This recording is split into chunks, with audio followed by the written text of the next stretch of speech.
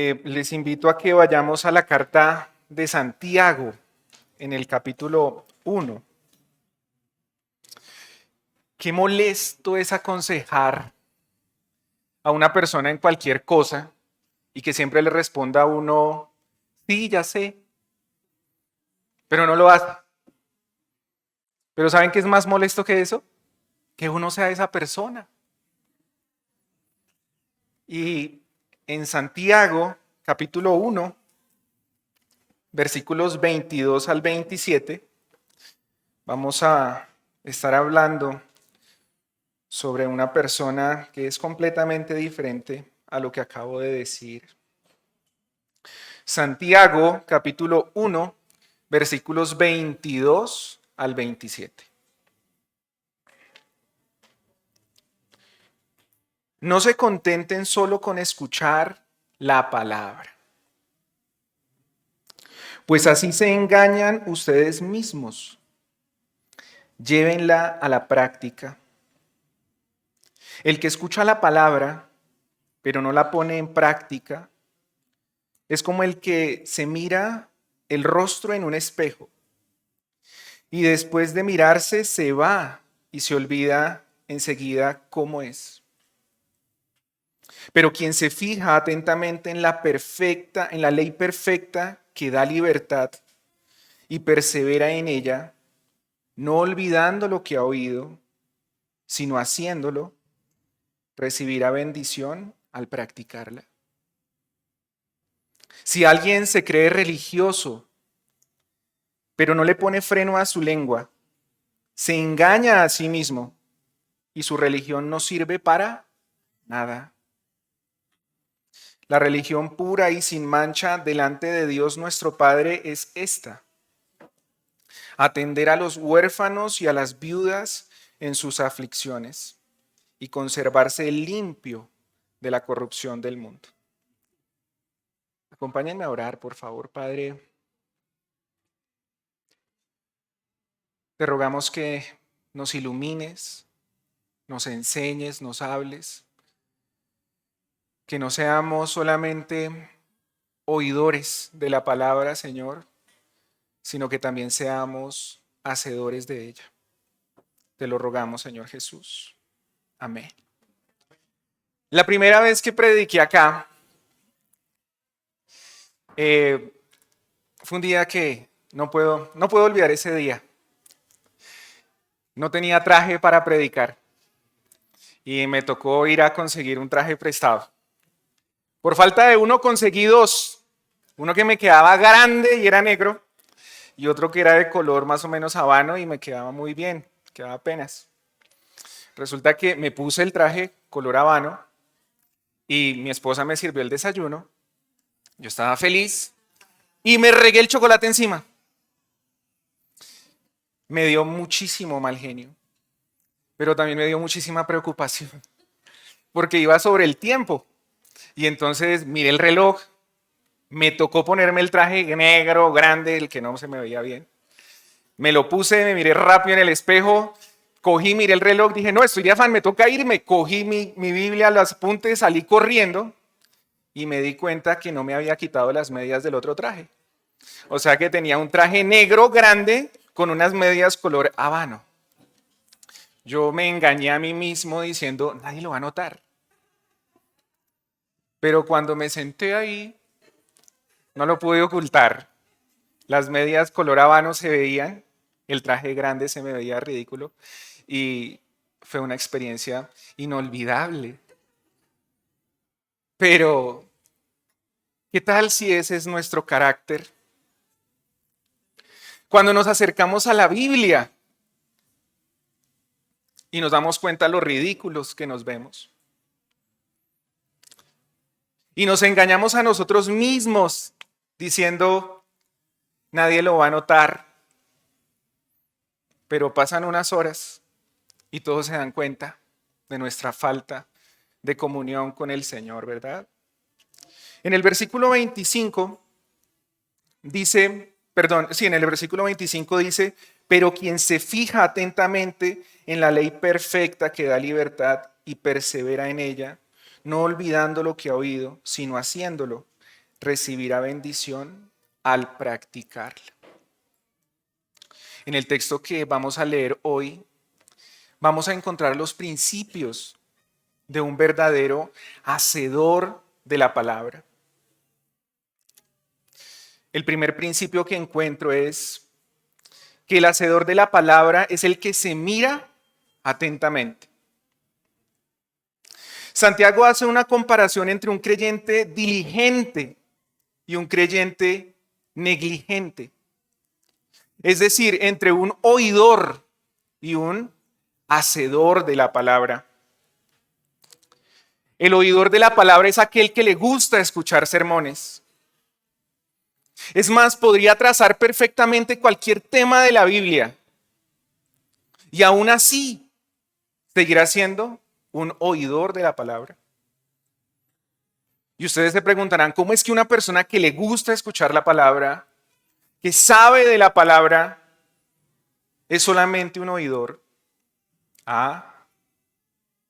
Porque sabe qué es lo bueno y no lo hace. El oidor de la palabra no necesariamente es una persona vaga. Es una persona muy madrugadora, muy trabajadora, muy echada para adelante, pero todo su esfuerzo lo construye sobre la arena. ¿Por qué?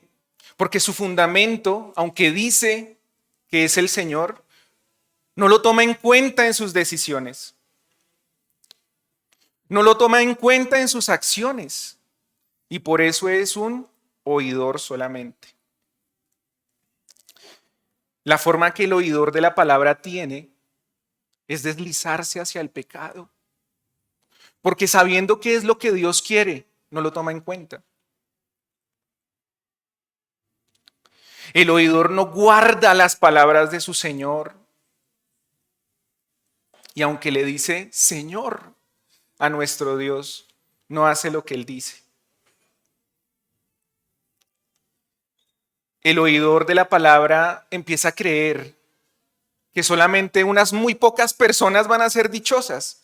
Ahorita el hermano Nelson nos decía que en una ocasión al Señor Jesús, una mujer se le acercó y le dijo, tu mamá debe ser una mujer muy dichosa. Muy dichosa.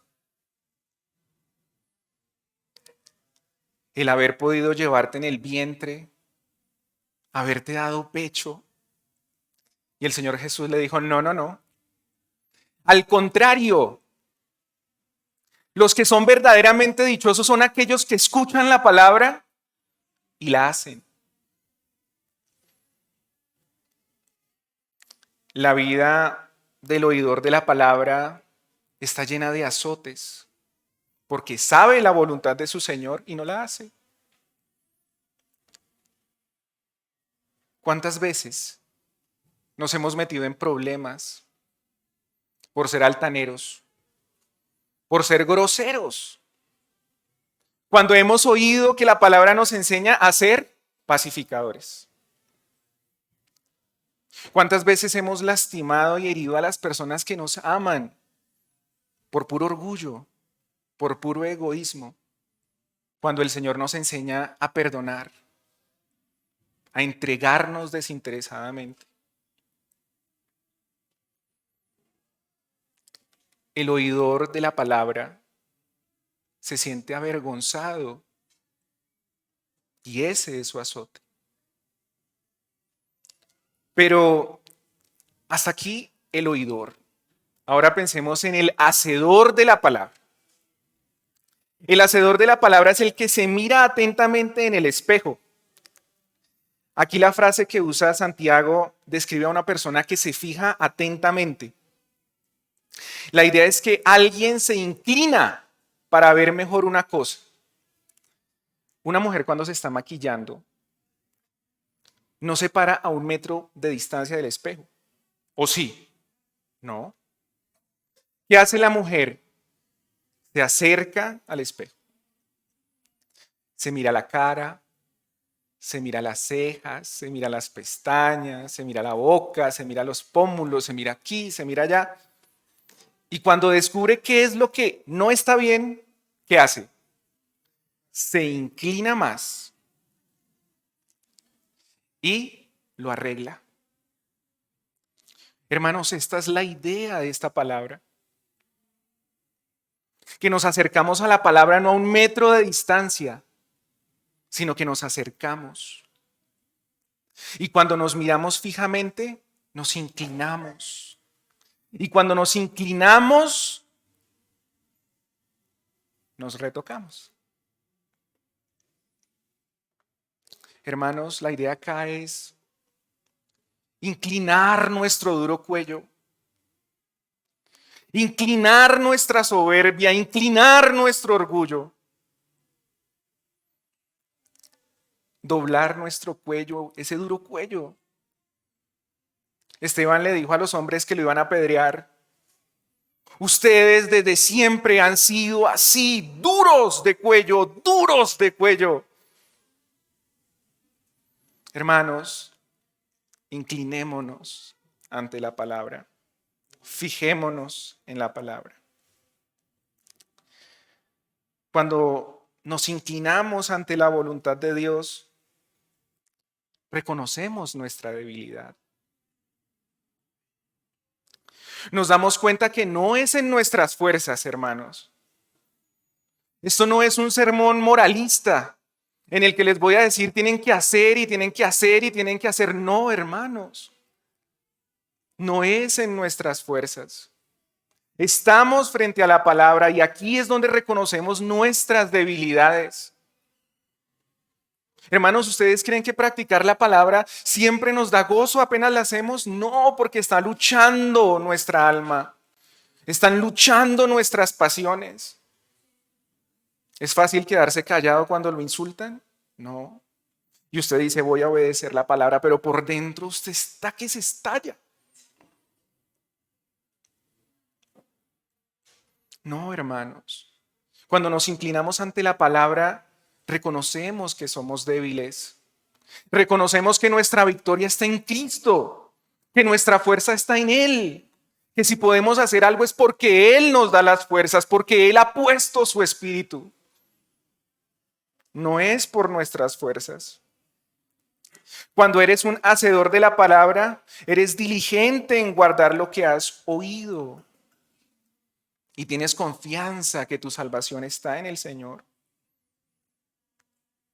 Cuando tu corazón te quiere engañar, rápidamente te inclinas ante el Señor.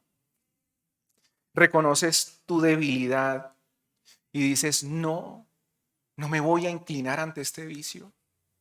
No lo voy a hacer. Pero al mismo tiempo uno dice, Señor, ayúdame. Dame fuerzas. Hermano, que tu oración sea, Señor, yo quiero ser como tú. Tú me has dado ejemplo y yo lo quiero seguir. Yo quiero ser un hacedor de la palabra como lo eres tú, Señor. Y cuando uno es así, ¿se acuerdan de la parábola del Señor Jesús? Que dijo, ¿a qué compararé esto?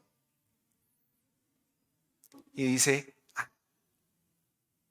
porque el hombre prudente es el que escuchando la palabra la obedece. Y lo voy a comparar a un hombre que construyó su casa ¿sobre qué? Sobre la roca. Es sobre él que construimos, en obediencia a él. Y hasta aquí hemos leído que el hacedor de la palabra es el que se inclina ante su Señor. Ahora, ¿qué otra característica tiene el hacedor de la palabra? La segunda característica que encuentro es que el hacedor de la palabra es el que persevera. En el versículo 25 dice, pero quien se fija atentamente en la ley perfecta que da libertad y persevera en ella. La otra diferencia que encontramos entre un simple hacedor, entre un simple oidor y un hacedor de la palabra, es que el oidor después de mirarse se va y se olvida enseguida de cómo es. O sea que el oidor de la palabra se mira en el espejo de la palabra, pero se aleja muy pronto de ella. Olvida lo mal que se veía, olvida la clase de persona, no que era, o ahí dice que era, no dice que es, que es, que es. El que solamente es un oidor de la palabra, ¿saben qué se le olvida? Que aún tiene algo en su ser que lucha, que lo inclina hacia el mal. Se le olvida que en él todavía mora una naturaleza pecaminosa. El oidor de la palabra sabe que el Señor le ha dado libertad, pero abusa de esa libertad.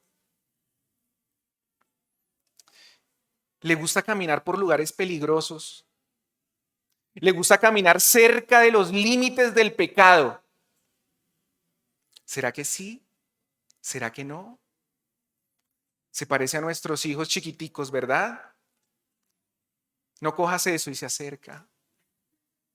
Que no, que eso está caliente y se acerca. Y se quema. Ay, sí. Sí, sí quema. Hermanos, el hacedor de la palabra no es así. El oidor, esa es su naturaleza. La naturaleza del oidor de la palabra es engañarse a sí mismo. Y ha creado una terrible mentira que dice, lo voy a hacer, al igual después me puedo arrepentir, ¿no?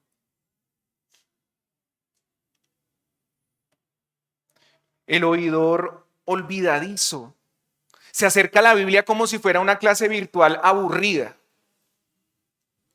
Actualmente hay muchas personas que se conectan a sus clases virtualmente, ¿verdad? Y entonces muchos de ellos lo que hacen es que apagan la cámara, apagan el micrófono y empiezan a escuchar. El problema no es ese. El problema no es que apaguen la cámara. El problema no es que apaguen el micrófono. El problema es que apagan su atención, apagan su interés y se vuelven indiferentes. Y aunque están virtualmente conectados, emocionalmente están completamente desconectados. Lo único que les importa es asistir a la clase, porque eso le da a uno un chulito de asistencia. Y el oidor olvidadizo es el que se conecta a la enseñanza bíblica. Apaga su corazón. Se desconecta del Señor. Se vuelve indiferente. Pero todos los días lee la Biblia.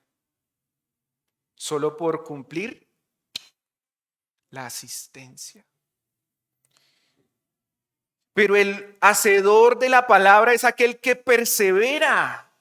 No es indiferente ante la palabra de Dios, sino que permanece en la palabra. Hermanos, el hacedor de la palabra nunca tiene afán de irse de la palabra. No tiene afán, no tiene prisa. Porque es la ley que le da libertad. No se contenta solo con oírla, sino que quiere practicarla. Así como cuando uno salta y experimenta en su cuerpo, ¿qué? La ley de la gravedad. El hacedor de la palabra salta a la voluntad de Dios y experimenta en su cuerpo la ley de la libertad. Porque se acerca a su libertador.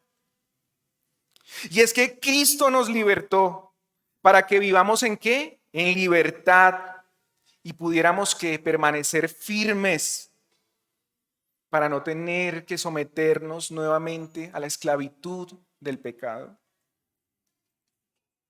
El Señor ha puesto su espíritu en nosotros y nos ha dado una verdadera libertad. No es una libertad para que hagamos lo que se nos dé la gana. No. La libertad que el Espíritu Santo nos da es para que vivamos a Cristo, para que lo podamos imitar, para que nos parezcamos a Él, para que entreguemos nuestra vida a Él. Cuando reconocemos nuestra debilidad, para eso nos ha dado libertad. El hacedor de la palabra ama la Biblia porque en ella encuentra la historia del Salvador y la libertad que nos ha dado. Acompáñenme por favor al Salmo 119.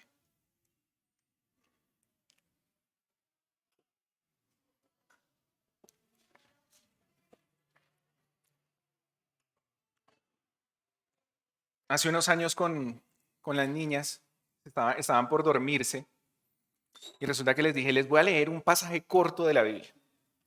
Y entonces empecé a leerles un versículo del Salmo 119 y yo hacía como que iba a parar y seguía. Y iba a parar y seguía. Y las niñas no se durmieron. Y resulta que fueron 176 versículos. Pero solo les voy a leer 3. Versículo 32. Corro por el camino de tus mandamientos, porque has ampliado mi modo de pensar. Versículo 45.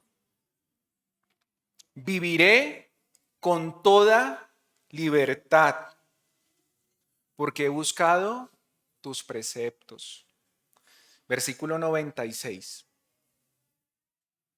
He visto que aún la perfección tiene sus límites. Solo tus mandamientos son infinitos. ¿Cuál es el factor común de estos 3 versículos? La libertad, ¿verdad? La libertad. Que la Biblia sea nuestro marco de vida no nos limita, nos da libertad. Las personas creen que la Biblia es un marco, unas cadenas, unas esposas. No. Cuando mis niñas eran más pequeñas y yo las llevaba al parque, apenas yo cerraba la puerta, lo primero que hacía era cogerlas de la mano duro. Y me las llevaba al parque duro y no soltaba la mano de las niñas. Me las llevaba así hasta el parque. Porque en la calle, ¿qué puede pasar? Pues muchas cosas, ¿verdad? Que salgan corriendo, pase un carro, algo les pase, pero ahí las tenía agarradas, no las soltaba. Pero apenas era pisar el andén del parque, ¿yo qué hacía? Las soltaba y salían corriendo, brincaban, saltaban, jugaban, todo dentro de los límites del parque. ¿Eran esclavas?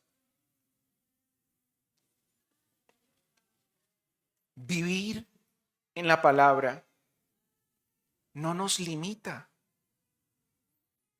Vivir en la palabra es querer parecernos a Cristo. Vivir la palabra nos da la libertad, el disfrute de conocer a nuestro Señor Jesús. Y hasta aquí hemos leído que el hacedor de la palabra es el que persevera en la ley de la libertad. Ahora, ¿qué otra característica tiene el hacedor de la palabra de verdad? Bueno, la tercera característica es que el hacedor de la palabra es el que vive a Cristo. Versículo 26 y 27 dice, si alguien se cree religioso, pero no le pone freno a su lengua, se engaña a sí mismo y su religión no sirve para nada. La religión pura y sin mancha delante de Dios nuestro Padre es esta: atender a los huérfanos y a las viudas en sus aflicciones y conservarse limpio de la corrupción del mundo. Esta palabra religioso tiene muy mala fama, ¿no es cierto? Nos ofende que nos digan mucho religioso. Esa palabra es ofensiva. Pero es importante que la leamos dentro del contexto de Santiago. Vamos a ver qué nos dice esa palabra religioso. De lo que leímos, Santiago dice que ser religioso está mal. No. ¿O sí? No. ¿Dicen que la religión es mala? No, no dice eso. Todo lo contrario, nos dice que hay una religión que es pura y sin mancha. Ahora, el tema es que nuestra palabra religión en español viene del latín y esa palabra es que es feíta. Dice atar con fuerza y ahí es donde le cogemos como cosa la palabra. Porque cuando nos dicen que somos religiosos, entonces pensamos en una persona atada a un sistema, a unas costumbres que lo vuelven esclavo, o sea, un religioso. Pero la palabra religión ni siquiera en el español es tan cortica. Esa es más grande. Y Santiago no escribe en latín. Santiago dice que esta palabra religión, o más bien lo que significa esta palabra, es que son las prácticas externas de la adoración. Ahora, si ser religioso es hacer cosas externas, pues les tengo una noticia. Ustedes son religiosos.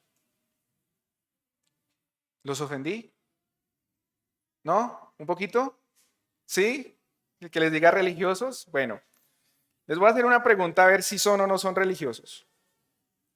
¿Asisten regularmente a culto? ¿Practican la oración? ¿Practican el ayuno? ¿Ofrendan a la iglesia? ¿Asisten a reuniones de edificación? Entonces, ¿qué son?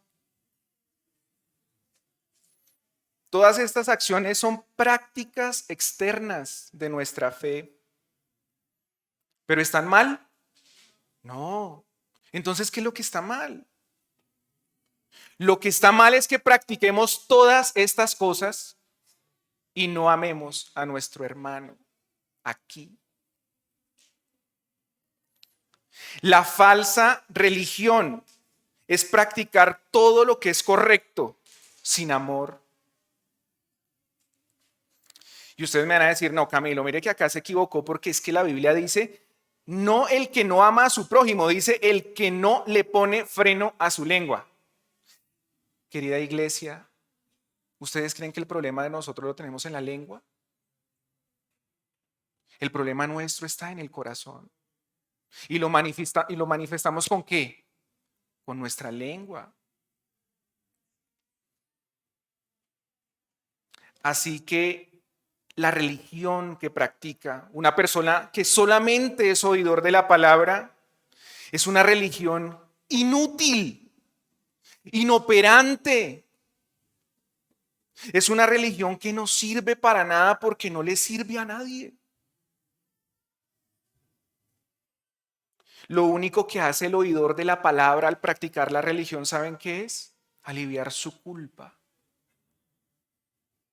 Porque su religión en la práctica, ¿qué es? Es inútil. Porque en el contexto de Santiago, la palabra religión es practicar nuestra salvación. Pero Santiago no se queda ahí. Dice que la religión es pura y sin mancha. ¿Y cómo dice que es esta religión? Es una religión que atiende a los huérfanos y a las viudas en sus dificultades. En la época de Santiago, tanto las viudas como los huérfanos eran las personas más necesitadas. Las personas más desvalidas de la sociedad eran ellos.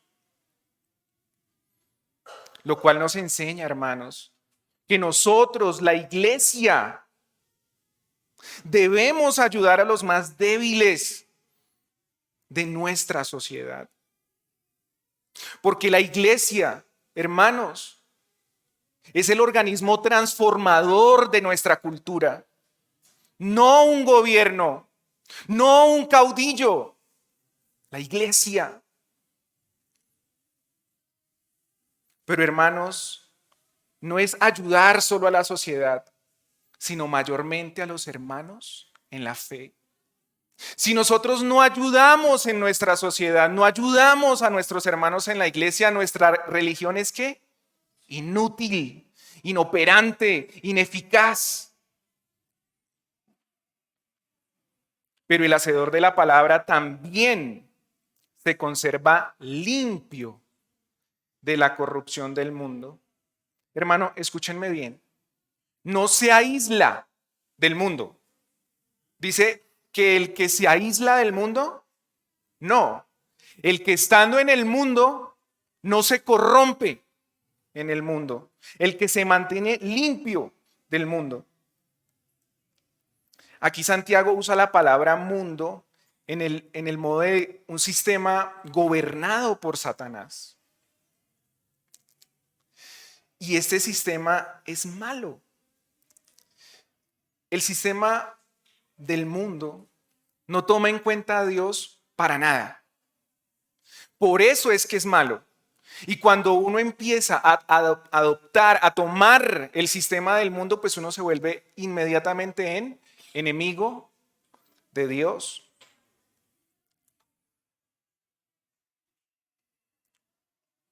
Aquí Santiago nos está llamando a la pureza, a mantenernos sin mancha de este sistema.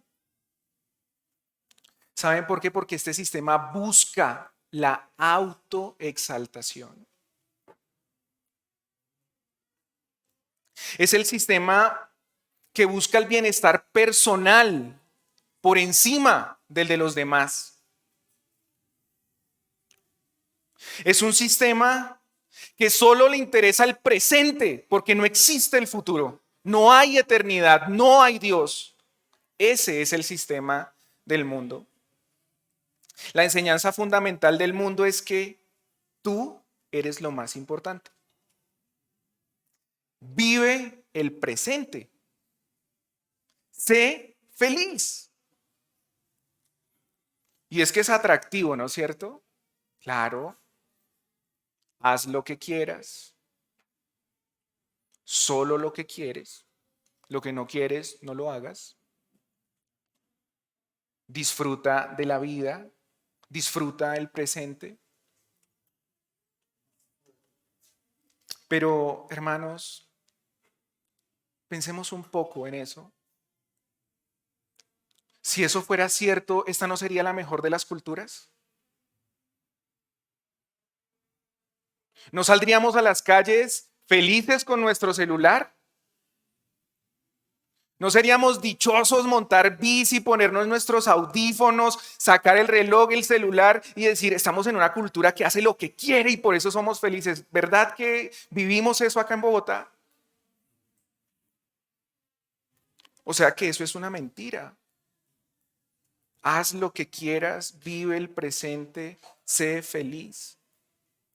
Hermanos, lo que yo veo es una cultura triste, vacía y suicida. Lo que veo es muchos gobiernos corruptos, instituciones corruptas, personas corruptas. Todos influenciados por la misma enseñanza antigua de Satanás. Haz lo que quieras. Vive el presente. Sé feliz. Dios miente. No hay eternidad. Pero tu llamado, si eres hacedor de la palabra, es a mantenerte puro de este sistema, sin mancha de este sistema, viviendo para el Señor. Como dijo el apóstol Pedro, como hijos obedientes, no se amolden a los malos deseos que tenían antes, cuando vivían en la ignorancia. Más bien, sean ustedes santos en todo lo que hagan, como también es santo quien los llamó. Pues está escrito, Sean santos porque yo soy santo. Hermanos, ustedes invocan el nombre del Señor, entonces escuchen. Ya que invocan como Padre al que juzga con imparcialidad las obras de cada uno, vivan con temor reverente mientras sean peregrinos en este mundo.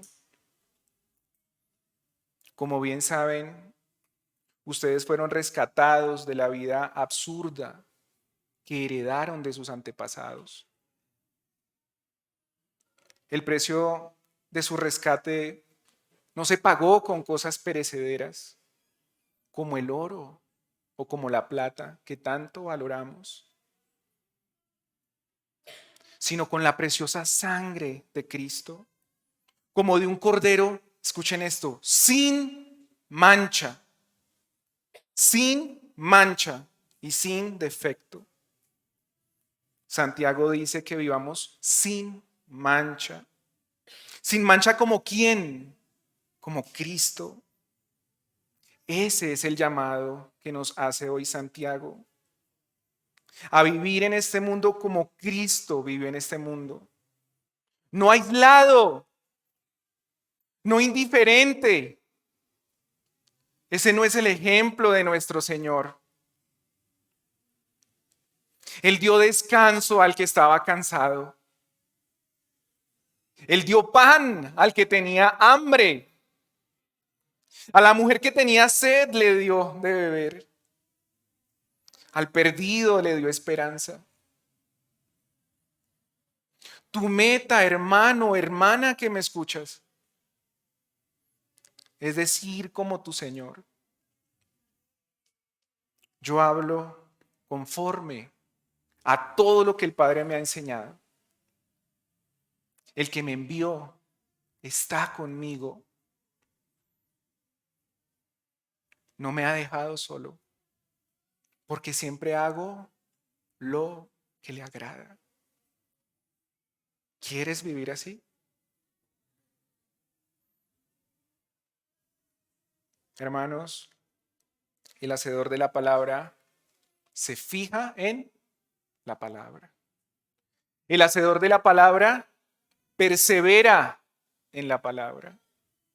El hacedor de la palabra vive a Cristo. Hermanos, los invito a orar. Padre, que no nos contentemos solo con escuchar la palabra, Señor. No queremos engañarnos, Dios mío. Queremos llevarla a la práctica, Señor. Queremos mirarnos en tu palabra fijamente, doblar este duro cuello, reconocer, Señor, que tú nos has dado una perfecta libertad. Padre, enséñanos y ayúdanos a perseverar en ella, a no cansarnos de hacer el bien, Señor. Gracias porque en ti encontramos dicha y bendición, porque al practicarla tú nos prometes que tendremos bendición. Señor, que no nos creamos religiosos perfectos por venir al culto, por orar, por leer, sino que realmente, Señor, podamos llevar ayuda a los que lo necesitan y practicar una religión pura, Señor, y sin mancha delante de ti, Señor. Padre, gracias por habernos permitido entrar en esta comunidad, en algo tan precioso como es la iglesia, Señor. Gracias por ser tan bueno, por no abandonarnos, Señor. Gracias, Señor Santo, por tu palabra. Amén y amén.